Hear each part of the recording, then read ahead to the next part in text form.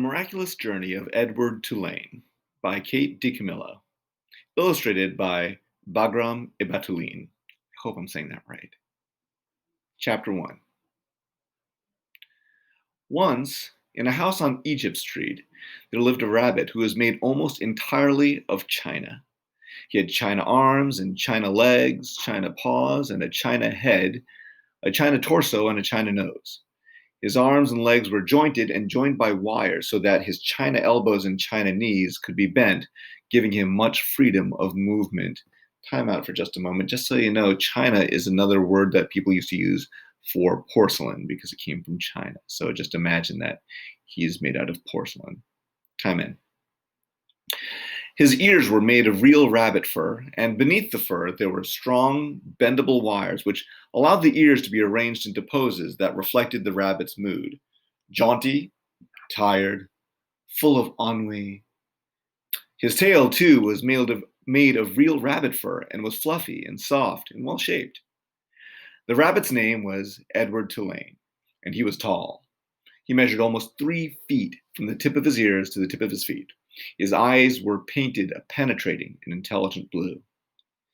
In all, Edward Tulane felt himself to be an exceptional specimen. Only his whiskers gave him pause. They were long and elegant, as they should be, but they were of uncertain origin.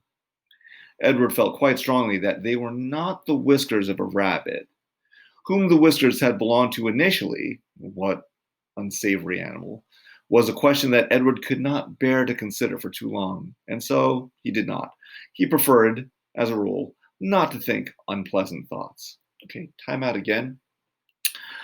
Notice that the words that Kate DiCamillo uses in this book are pretty sophisticated, so a lot of the vocabulary might be a little bit harder. Sometimes it's good if we don't understand something to kind of go back and read back again to see if we can understand something. So for example, the word unsavory, we might not know exactly, but we do know that it's somehow something questionable and that he doesn't like it. So he can't bear it for too long. So unsavory probably means something that is not good.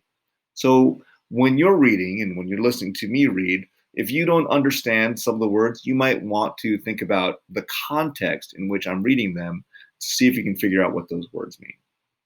Okay, time back in. Edward's mistress was a 10-year-old, dark-haired girl named Abilene Tulane, who thought almost as highly of Edward as Edward thought of himself. Each morning, after she dressed herself for school, Abilene dressed Edward. The china rabbit was in possession of an extraordinary wardrobe composed of handmade silk suits, custom shoes fashioned from the finest leather and designed specifically for his rabbit feet, and a wide array of hats equipped with holes so that they could easily fit over Edward's large and expressive ears. Each pair of well-cut pants had a small pocket for Edward's gold pocket watch. Abilene wound this watch for him each morning. "Now, Edward," she said to him after she was done winding the watch, "when the big hand is on the 12 and the little hand is on the 3, I will come home to you." She placed Edward on a chair in the dining room and positioned the chair so that Edward was looking out the window and could see the path that led up to the Tulane front door. Abilene balanced the watch on his left leg. She kissed the tip of his ears, and then she left, and Edward spent the day staring out at Egypt Street, listening to the tick of his watch and waiting. Time out again. I wonder what Abilene is going to or why she leaves, that she needs to come back at 3 o'clock. Do you know what she's doing and why Edward's waiting? You go ahead. You can tell me right through the screen. I heard you. I think so too. She's going to school. Time back in. Of all the seasons of the year, the rabbit most preferred winter, for the sun set early then, and the dining room windows became dark, and Edward could see his own reflection in the glass. And what a reflection it was! What an elegant figure he cut! Edward never ceased to be amazed at his own fineness. In the evening, Edward sat at the dining room table with the other members of the Tulane family, Abilene, her mother and father, and Abilene's grandmother, who was called Pellegrina. True, Edward's ears barely cleared the tabletop, and true also, he spent the duration of the meal staring straight ahead at nothing but the bright and blinding white of the tablecloth. But he was there, a rabbit at the table. Abeline's parents found it charming that Abeline considered Edward real, and that she sometimes requested that a phrase or story be repeated because Edward had not heard it. Papa, Abeline would say, I'm afraid that Edward didn't catch that last bit. Abeline's father would then turn in the direction of Edward's ears and speak slowly, repeating what he had just said for the benefit of the china rabbit. Edward pretended, out of courtesy to Abeline, to listen. But in truth, he was not very interested in what people had to say, and also he did not care for Abeline's parents and their condescending manner toward him. All adults, in fact, condescended to him. Only Abeline's grandmother spoke to him as Abeline did, as one equal to another. Pellegrina was very old. She had a large, sharp nose and bright black eyes that shone like dark stars. It was Pellegrina who was responsible for Edward's existence. It was she who had commissioned his making, she who had ordered his silk suits and his pocket watch, his jaunty hats and his bendable ears, his fine leather shoes and his jointed arms and legs, all from a master craftsman in her native France. It was Pellegrina who had given him as a gift to Abeline on her 7th birthday. And it was Pellegrina who came each night to tuck Abeline into her bed and Edward into his. Will you tell us a story, Pellegrina? Abeline asked her grandmother each night. Not tonight, lady, said Pellegrina. When? Said Abeline. What night? Soon, said Pellegrina. Soon there will be a story. And then she turned off the light, and Edward and Abeline lay in the dark of the bedroom. I love you, Edward, Abeline said each night after Pellegrina had left. She said those words, and then she waited, almost as if she expected Edward to say something in return. Edward said nothing. He said nothing because, of course, he could not speak. He lay in his small bed next to Abeline's large one. He stared up at the ceiling and listened to the sound of her breath entering and leaving her body, knowing that soon she would be asleep. Because Edward's eyes were painted on and he could not close them, he was always awake.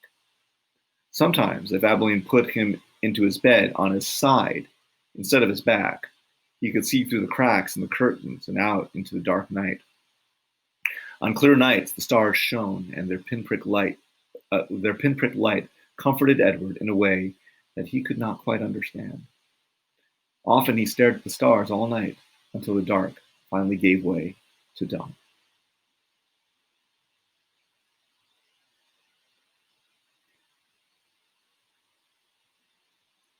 Chapter 2. And in this manner, Edward's days passed one into the other. Nothing remarkable happened. Oh, there was the occasional small domestic drama. Once, while Abeline was at school, the neighbor's dog, a male brindled boxer inexplicably named Rosie, came into the house uninvited and unannounced and lifted his leg on the dining room table, spraying the white tablecloth with urine. He then trotted over and sniffed Edward, and before Edward even had time to consider the implications of being sniffed by a dog, he was in Rosie's mouth, and Rosie was shaking him back and forth vigorously, growling and drooling. Oh my goodness. There he is.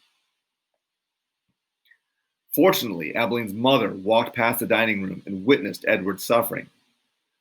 Drop it, she shouted to Rosie, and Rosie, surprised into obedience, did as he was told.